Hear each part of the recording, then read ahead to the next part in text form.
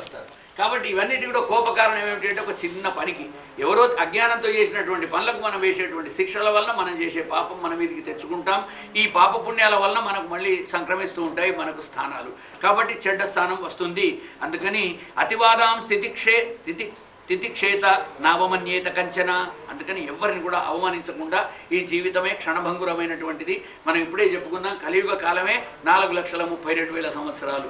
అందులో కేవలం 5,127 సంవత్సరాలు నడుస్తున్నాయి. ఈ దీంట్లో మనం పుట్టింది ఎక్కడో 100 ఏళ్ల వయస్సు. అందులో మనం 90 ఏళ్ళు బతుకుతామో, 100 ఏళ్ళు బతుకుతామో, 120 ఏళ్ళు బతుకుతామో భగవంతునికి లెక్క. ఈ గిత్తంత కాలంలో మనం ఉండి మొత్తం కలియుగం ఇలాగా ఇంకా ఉండిపోయింది, మిగిలిపోయింది, ఎంతో అయిపోయింది. ఈ తర్వాత మళ్ళీ ఎన్నో కలియుగాలు రాబోతున్నాయి. ఇంకా 43 కలియుగాలు తిరగాలి. ఇవన్నీ చూసిన తర్వాత ఏమవుతుంది? ఒక మనువు మారుతాడు. అలా ఒక్కొక్కటి మారుకుంటూ కొన్ని కోటాను సంవత్సరాలు అయిన తర్వాత ఈ యుగం అంతా కూడా సమాప్తమైపోయి ప్రళయం వచ్చేసి పృథివీ అంతా కూడా జలమయమైపోతుంది. అంతవరకు ఎవరికి ఏం కాదని చెప్తున్నాడు. అప్పుడు అనిపిస్తున్నాడు అందరితోటి, నమో భగవతే తస్మై వైకుంఠాయ కుంఠమేధసే యత్పాదాంబురుహధ్యానాత్ సంహితా మధ్యగామిమాం. ఓం నమో భగవతే వాసుదేవాయ. ఓం నమో భగవతే వాసుదేవాయ. ఓం నమో భగవతే వాసుదేవాయ. ఓం నమో భగవతే వాసుదేవాయ. కాబట్టి సూతుల వారి గోపాలకృష్ణ భగవానికి జై. సూతుల వారి శౌనకాది అయ్యా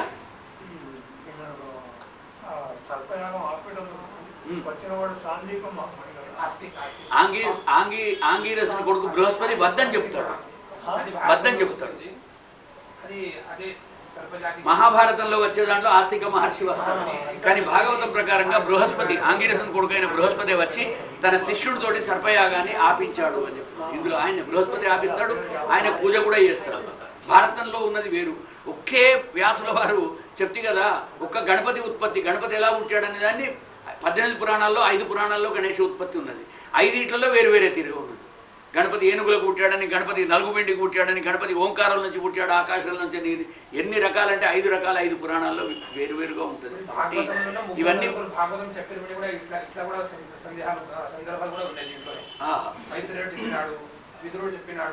తర్వాత శుక మహామహేంద్ర చెప్పినాడు. ఇట్లా 3-4 ఆఖ్యానాలు ఒక దాంట్లోనే వస్తాయి. ఇక తర్వాత వేద విభాగాన్ని గురించి అడుగుతున్నారు శౌనకాది మునులంతా కూడా. అయ్యా సూతుల వారు, ఈ వేద విభాగం ఎలా జరిగింది అంటే ఆయన చెప్తున్నాడు, ముందంతా కూడా రాశీభూతమై ఉన్నటువంటి వేదాలను ఈ వేదవ్యాసుల వారు తాపత్రయోన్మూలన కోసం అని చెప్పేసి వేదాస్య కథితావ్యస్తాహ ఏతత్ సౌమ్య అభిదేహిన. కాబట్టి పరమేష్ఠి అయిన బ్రహ్మగారి దేహమే వేదాలు. అలాంటి దేహాల్లో ఆ దాన్ని 4 భాగాలుగా విభజించేసి మానవుల యొక్క సౌకర్యం కోసం దాన్ని తన శిష్యులకందరికీ కూడా వేదవ్యాసులు ఇచ్చాడని చెప్పి చెప్తున్నాడు. పైలునికి ఋగ్వేదాన్ని, వైశంపాయనుడికి యజుర్వేదాన్ని, జైమినికి అథర్వ సామవేదాన్ని, తర్వాత సుమంతునికి అథర్వ వేదాన్ని, నలుగురికి 4 వేదాలు కూడా నేర్పించేశాడు. ఆ వేదాలే ఇప్పుడు మనకు కనిపిస్తున్నాయి. వేదాన్ బ్రహ్మర్షయోప్యాసన్ హృదిస్థాః అచ్యుత చోదితాః అస్మిన్నభ్యంతరే బ్రహ్మన్ భగవాన్ లోకభావనః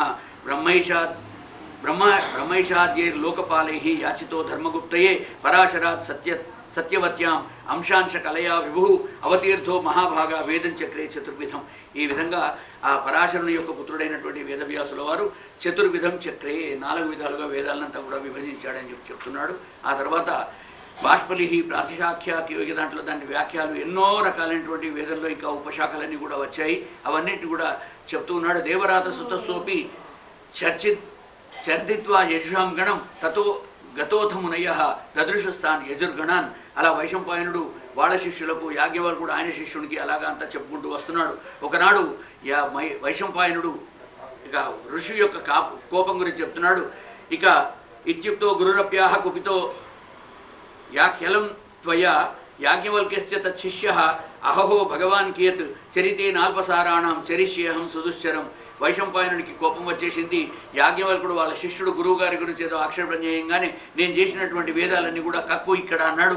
వాడు అలా కక్కంగానే ఆ వమనాన్ని తిత్తురు పక్షులు అవి తిన్నాయట, వాటి నోట్లోంచి తైత్తిరీయ ఉపనిషత్తులు వచ్చాయని. ఇక ఉపనిషత్తులు తర్వాత పురాణాలు ఇవన్నీ కూడా ఎలా విభాగమైనాయి, ఇవన్నీ కూడా వేద ఉపబృంహితాలు, అంటే వేదానికే ఇవన్నీ వ్యాఖ్యానాలే తప్ప పురాణాలు వేరే కాదు. వేదంలో ఉన్న ప్రతి మాట కూడా పురాణాల్లో మనకి ఎక్కడో ఒక చోట వ్యాసుల వారు చెబుతూ వచ్చాడు కనుక వేదాలు చదవలేని వాళ్ళ కోసం అని చెప్పేసి సులువుగా ఉండడం కోసం పురాణాలు చెప్పాడు. ఇంకా ఇందులో కూడా అర్థం కాకపోతే ఇతిహాసాల్లో కొన్నిట్లో చెప్పాడు, మహాభారతంలో అలాగే రామాయణంలో, అవన్నీ ఇతిహాస గ్రంథాలు.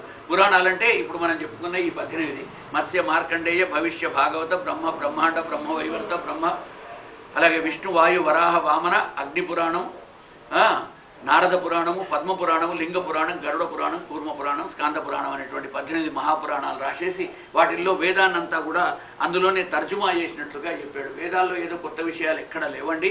ఏ విషయాలైతే ఇక్కడ మీకు వీటిల్లో ఉంటాయో అవన్నీ వేదాల్లో వస్తాయి. వేదాల్లో ఉన్నాయి భగవద్గీతలో వస్తాయి. భగవద్గీతలో ఉన్న విషయాలే మనకు స్తోత్రాల్లో కూడా దేవుని యొక్క మహిమానం చెప్తున్నప్పుడు అన్ని స్తోత్రాల్లో కూడా వస్తూ ఉంటాయి. కాబట్టి ఏది చదివినా సరే భగవత్ ప్రీతికరంగా ఉంటుంది కనుక ప్రతిరోజు వాసుదేవ స్మరణ మాత్రం చేసుకోమని చెప్తున్నాడు. ఓం నమో హరే మురారే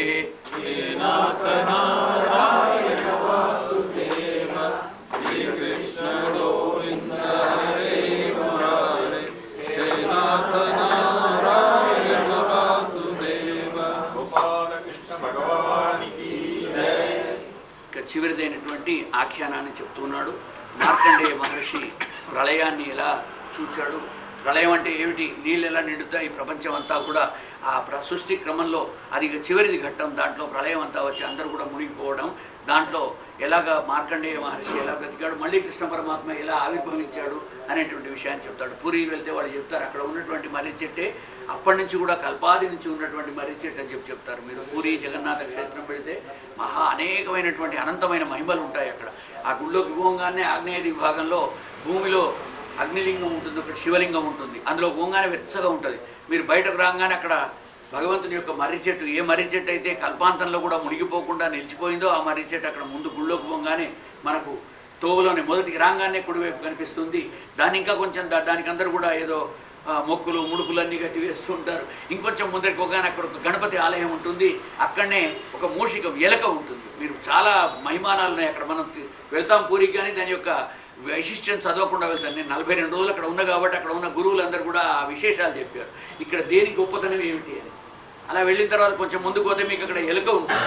ఆ ఎలుకను మీరు ఒకసారి ఇలా చేయి వేసి చూడండి, దానికి రోమాలు ఉంటాయి. రాతి ఎలుక వాహనం ఉంటుంది గణపతి ముందర. దాన్ని మీరు ఎలా అంటే మామూలుగా రోమాలు ఉన్న చోట మనం ముట్టుకుంటే మనకి ఏ స్పర్శ అయితే తగులుతుందో అది తగులుతుంది.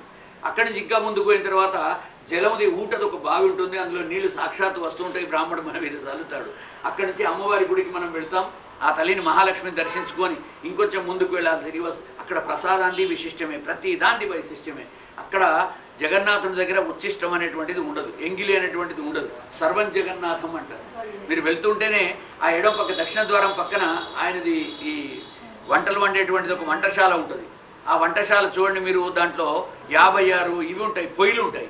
అయితే ఒక పొయ్యి రోజు ముట్టిస్తారు, దాని మీద 56 కుండ మీద కుండ పెడతారట. చెప్పన్న భోగాలు ఒకటే దాంట్లో వండి అన్నిటికంటే పై కుండ మొదటి ఉడుకుతుందట. అది అక్కడి గొప్పతనం.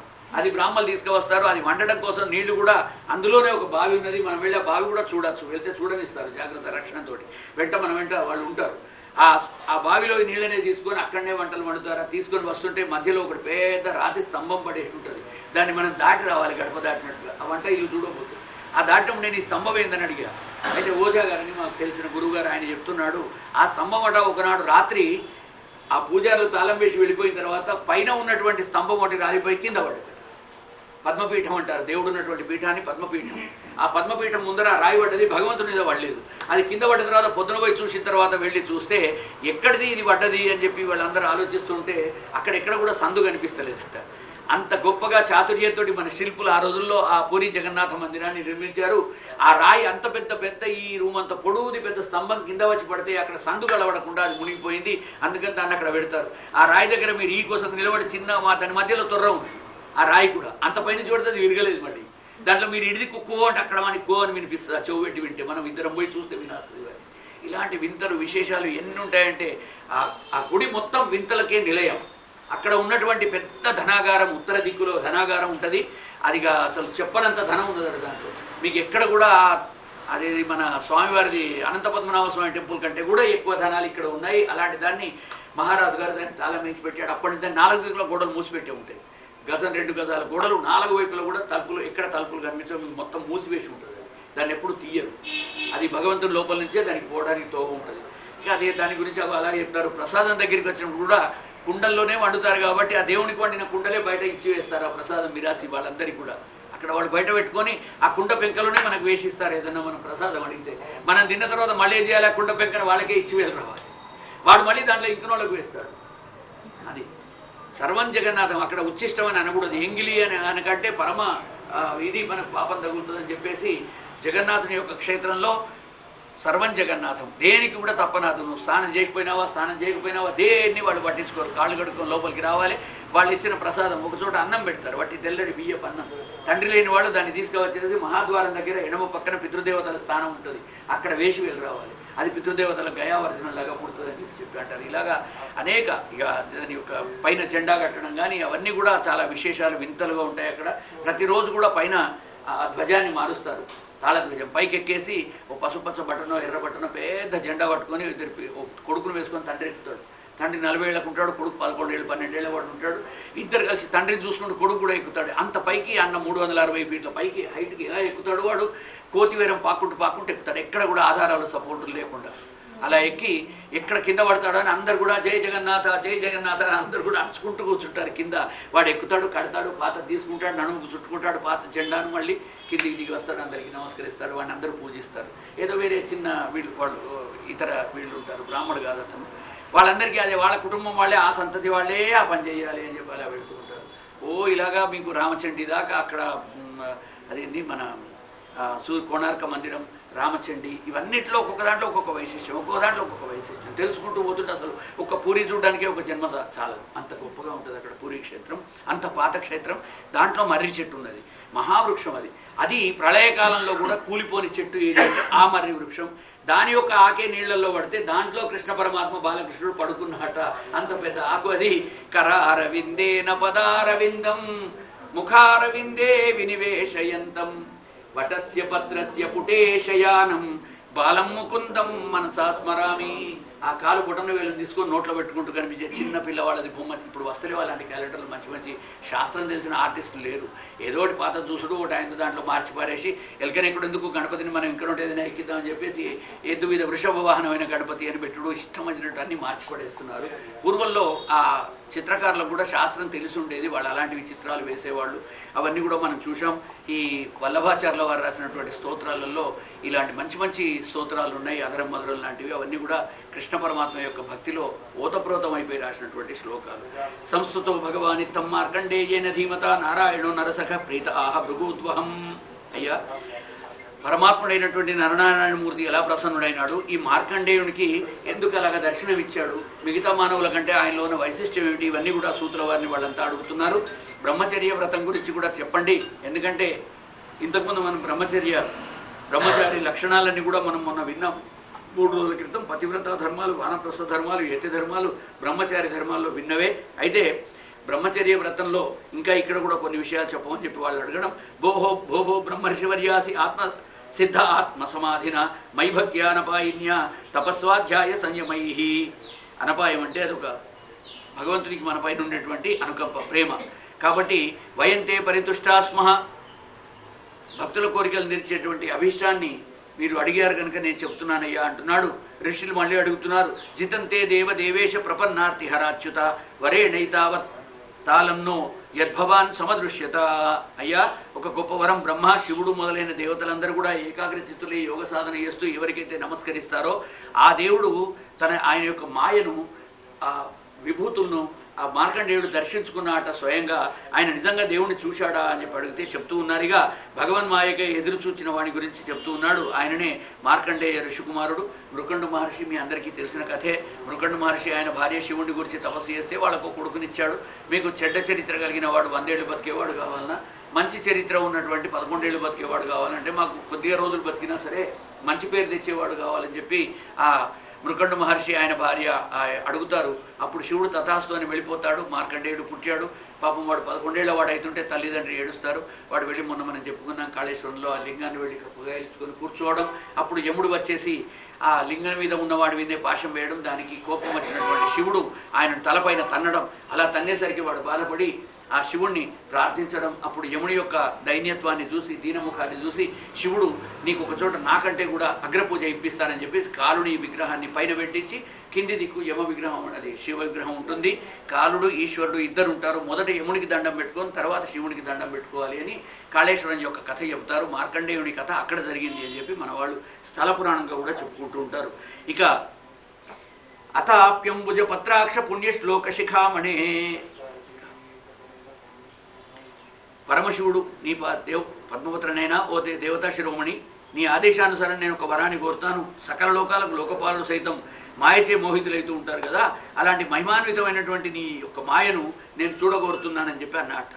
అప్పుడు ఈడితో అర్చిత కామం ఋషినా భగవాన్మునే, భగవంతుని మాయ కోసం వాడు ఎదురు చూస్తున్నాడు. ఎన్నడు గలబడతాడు ఆ దేవుడని ఆ మార్కండేయుడు చూస్తూ ఉన్నాడు. తథేతి సస్మయన్ ప్రాగాదు బదర్యాశ్రమం ఈశ్వర, ఆ బిడ్డ అలాగే కానివ్వమని చెప్పేసి తథాస్తు అని చెప్పేసి అక్కడి నుంచి బదరికాశ్రమానికి పరమాత్మ వెళ్ళిపోయినాడు. ఆ తర్వాత మార్కండేయ మహర్షి తన ఆశ్రమంలోనే నివసిస్తూ, మీరు ఇప్పటికి కూడా అనంతగిరి అని ఇక్కడ ఉంటుంది వికారాబాద్లో, అనంతగిరి అని పద్మనాభ స్వామి దేవాలయం ఉంటుంది. అక్కడ కనుక మీరు పొద్దున 4 గంటలకు స్నానం చేసి కనుక ఉంటే లోపల గర్భగుడిలోకి తీసుకుపోతారు పూజారి మిమ్మల్ని. అక్కడ గర్భగుడిలో స్వామివారి విగ్రహం ఒక పలకవేరం ఇలాగా సాలగ్రామ విగ్రహం ఉంటుంది. ఆ సాలగ్రామ విగ్రహాన్ని మీరు అనంతుడిని దర్శించుకున్న తర్వాత ఆ పక్కన ఎడవ పక్కన ఇంత పెద్ద ఈ కిటికీ అంతది ఒకటి గూడు ఉంటుంది. ఈ గూడు ఏమిటి అని అడిగితే ఆయన చెప్తాడు ఆ గూడు గురించి. అందులోంచి ప్రతిరోజు కూడా మార్కండేయుడు ఇక్కడి నుంచి మార్కండేయుడు తపస్సు చేసిన గుహ ఉన్నది మన అనంతగిరిలో. ఆ గుహలన్నీ మనం ఎక్కి చూడవచ్చు.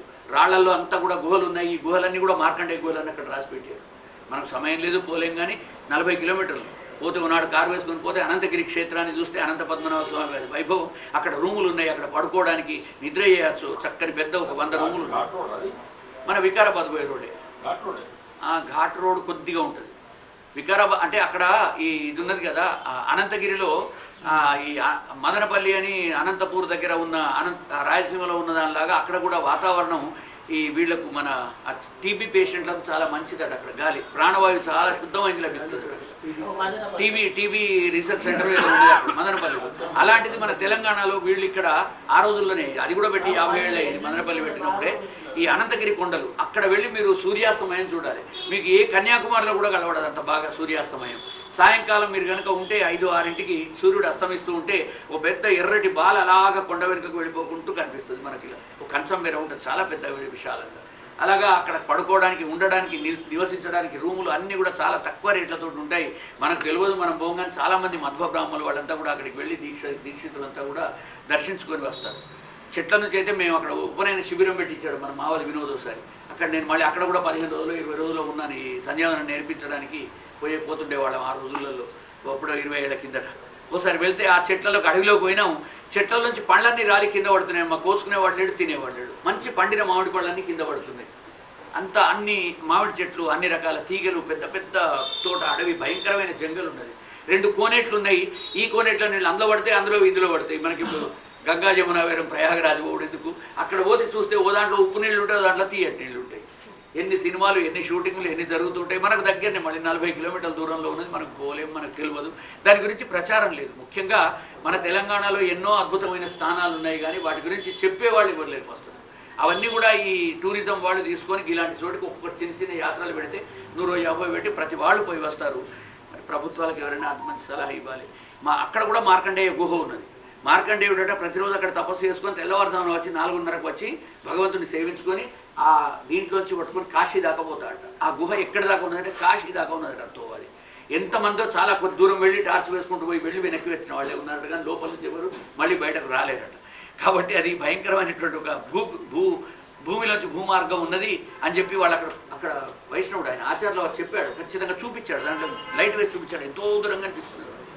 అది ఎవరిని దగ్గరికి రాని పొద్దున 4:30కు పోతేనే సాలగ్రామ దర్శనం చూపిస్తారు. తర్వాత అందరికీ కూడా అలంకారం చేసి తర్వాత దేవుడిలాగా దండలు వేసి చూపిస్తారు. మనం ఏమీ చూడలేము దేవుణ్ణి. అక్కడికి పోయి పొద్దున పోవాలి, రాత్రి కూడా పోయి పడుకోవాలి, తెల్లవారుజాములే స్నానం చేసి చక్కగా దర్శనం చేసుకొని వస్తే ఆ రూములు కూడా ఉన్నాయి మంచిగా. మన ప్రాంతంలో మంచి స్వామివారి స్వామివారి యొక్క అనంత స్వామి విగ్రహం, అది అక్కడ మూల విగ్రహం, సాలగ్రామ విగ్రహం అని చెప్తూ ఉంటారు. ఈ విధంగా ఆ భగవంతుని యొక్క మాయ కోసం నాకు ఒక వరం కోరుకుంటానయ్యా, నాకు భగవంతుడు చూడాలన్నది అని మార్కండేయుడు అడిగాడు. అడిగితే తప్పకుండానండి అని చెప్పి భగవంతుడు చూపించేసి నీకు ఆ మాయ కనిపిస్తుందని చెప్పేసి ఆయన మళ్ళీ బదరికాశ్రమం వెళ్ళిపోయినాడు. వెళ్ళిపోయిన తర్వాత ధ్యాయం సర్వత్ర చార్యం భావద్రవ్యేర పూజయేతు క్వచిత్ పూజాం విసస్మార ప్రేమ ప్రసర సంప్లుత. ఈ విధంగా అంతఃకరణ శుద్ధితోటి ఆ భగవంతుడిని అగ్ని, సూర్యుడు, చంద్రుడు, జలము, భూమి, వాయువు, ఆకాశం మొదలైన వాటి ఎందుకు కూడా దర్శించుకుంటూ భగవంతుడిని ధ్యానిస్తూ ఆ మార్కండేయుడు అక్కడనే ఉన్నాడు. భక్తి ప్రవాహంలో మునిగిపోయి పూజాధికారులు నిత్యం చేసే క్రియలన్నీ కూడా సంధ్యావందనాలు అన్నీ మర్చిపోయినట్ట. అతను పాప భగవంతుడే ఎప్పుడు వస్తాడో ఆయన చూడాలి అని చెప్పి ఎదురు చూస్తూ ఉంటే అప్పుడు సూతుల వారు చెప్తున్నారు, హే శౌనక, హే బ్రాహ్మణ, ఏకదా పుష్పభద్ర నదీ తీరే. ఒక్కసారి పుష్పభద్ర అనేటువంటి నదీ తీరంలో పెద్ద పెనుగాలి వీచిందట. తం చండ శబ్దం సముదీరయంతం బలాహక అన్వభవన్ కరాలాహ అక్షస్థవిష్టాహ ముముచుస్తడిద్భిః స్వనంత ఉచ్చైరభివర్షధారాః. ఈ విధంగా భయంకరమైనటువంటి మేఘాలన్నీ కమ్ముకున్నాయి. ఆ నది పేరు పుష్పభద్ర నది. ఆ నది ఉప్పొంగుతోంది. ఆ పడ్డటువంటి వర్షానికి మహాధ్వని, ప్రచండమైనటువంటి హోరు గాలులు వస్తూ ఉన్నాయి, భయంకరమైనటువంటి ఉరుములు ఉరుస్తూ ఉన్నాయి, ఇక గర్జిస్తున్నాయి మేఘాలన్నీ. అలాంటి సందర్భంలో బండీరుసంత దొడ్డుగా ఉన్నటువంటి ధారలు కురుస్తున్నాయట. మనం ముసలాధార వాన అంటాం. చాలా దొడ్డు చినుకులు పడుతూ ఉన్నాయి. తతో వ్యవదృశ్యంత చతుసముద్రాః సమంత దక్ష్మాతలమాగ్రసంతః.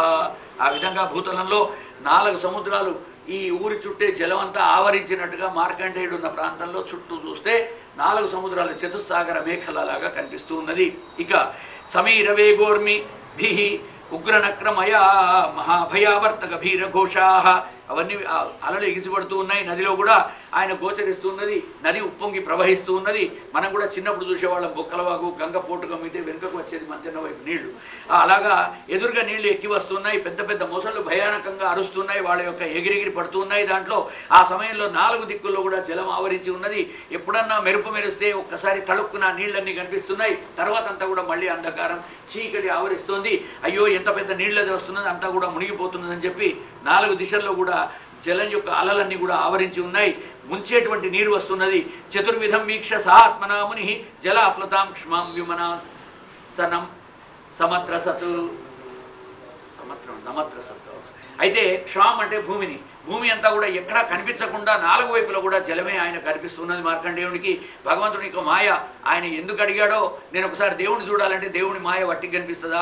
అలాంటి భయంకరమైనటువంటి మళ్ళీ వద్దునైనా వెనుకకు తీసుకొని అర్జునుడు కదా ఆర్చినట్టుగా ఏదో నాకు మంచి నీ రూపాన్ని చూపించు అంటే విశ్వరూపం చూస్తావా చూడు అని చెప్పి ఆయన చూపించాట.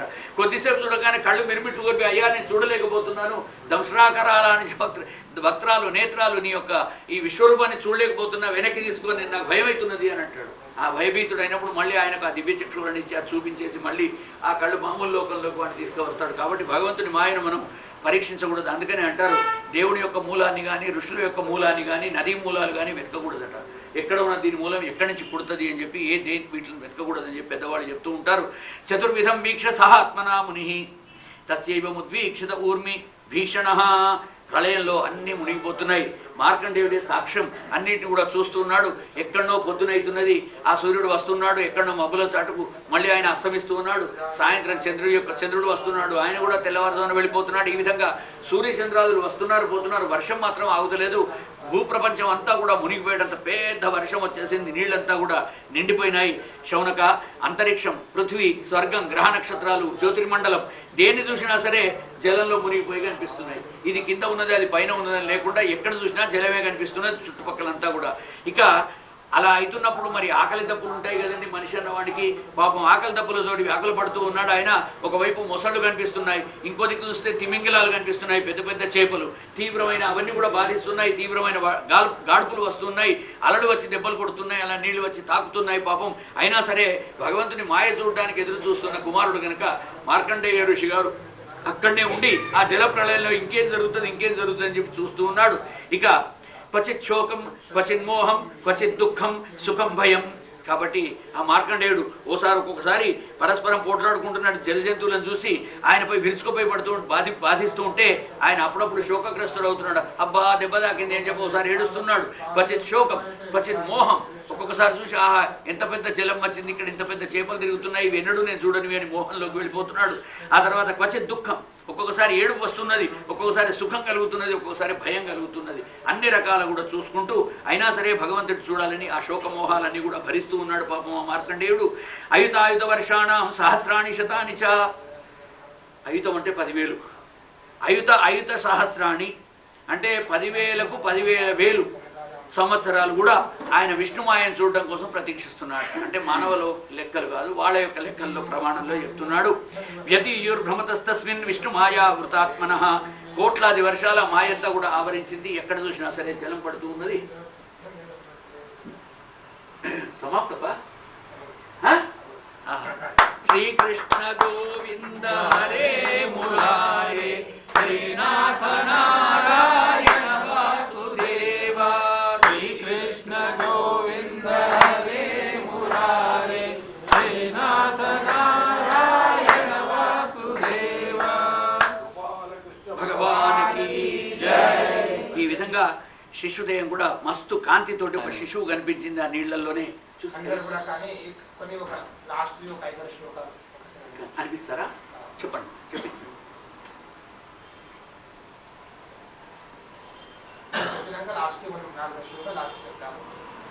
రాజంతే తావదన్యాని పురాణాని సుతాంగణే యావన్న దృశ్యతే సాక్షాత్ శ్రీమద్భాగవతం పరం.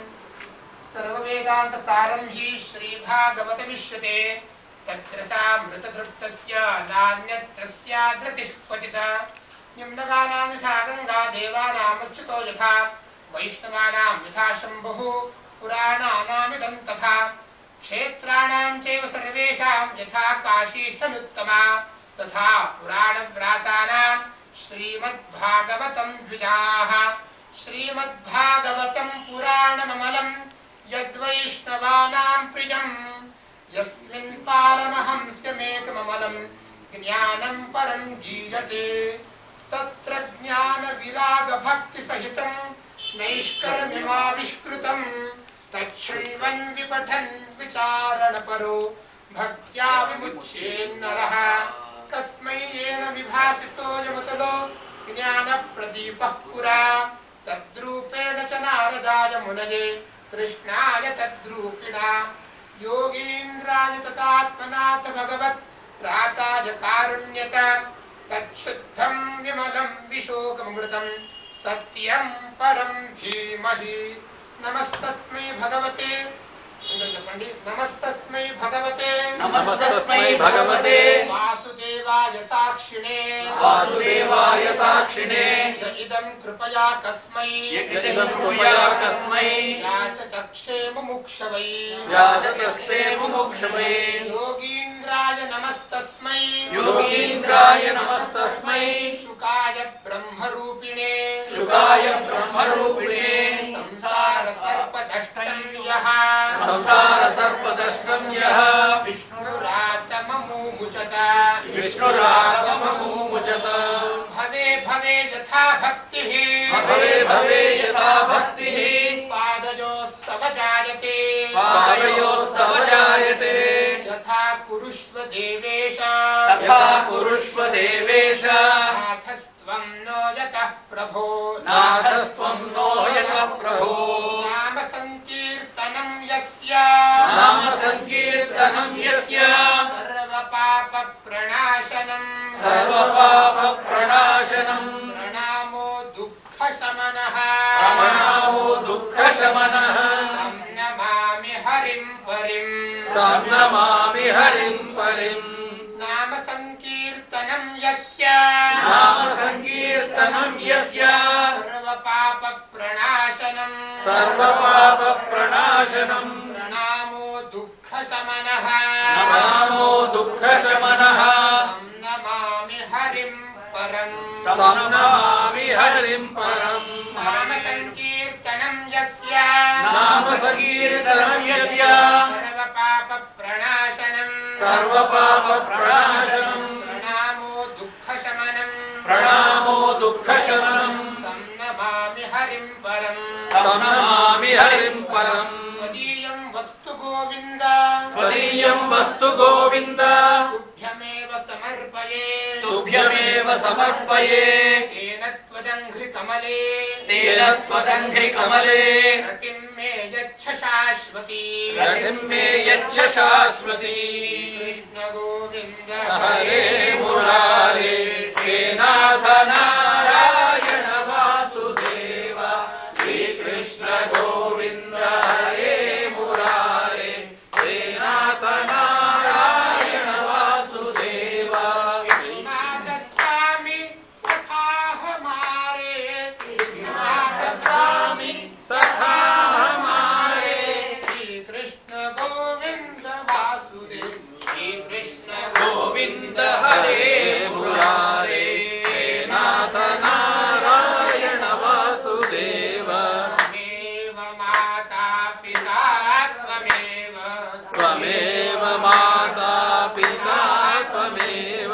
त्वमेव बन्धुश्च सखा त्वमेव त्वमेव बन्धुश्च सखा त्वमेव त्वमेव विद्या द्रविणं त्वमेव त्वमेव विद्या द्रविणं त्वमेव त्वमेव सर्वं मम देव देव त्वमेव सर्वं मम देव देव कायेन वाचा मनसेन्द्रियैर्वा कायेन वाचा मनसेन्द्रियैर्वा बुद्ध्यात्मना वा प्रकृतिः स्वभावः बुद्ध्यात्मना वा प्रकृते स्वभाव करोमि यद्यत् सकलं परस्मै करोमि यद्यत् सकलं परस्मै नारायणायेति समर्पयामि नारायणायेति समर्पयामि अच्युतं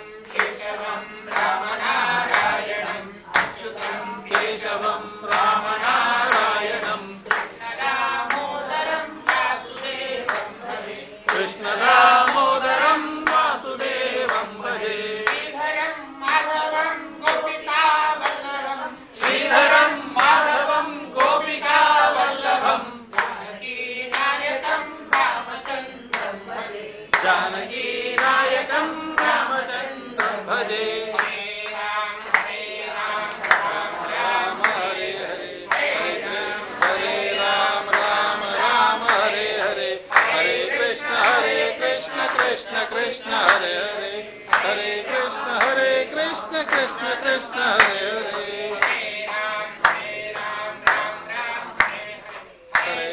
हरे कृष्ण कृष्ण कृष्ण हरे हरे हरे राम राम राम हरे हरे हरे कृष्ण कृष्ण कृष्ण हरे हरे कृष्ण हरे हरे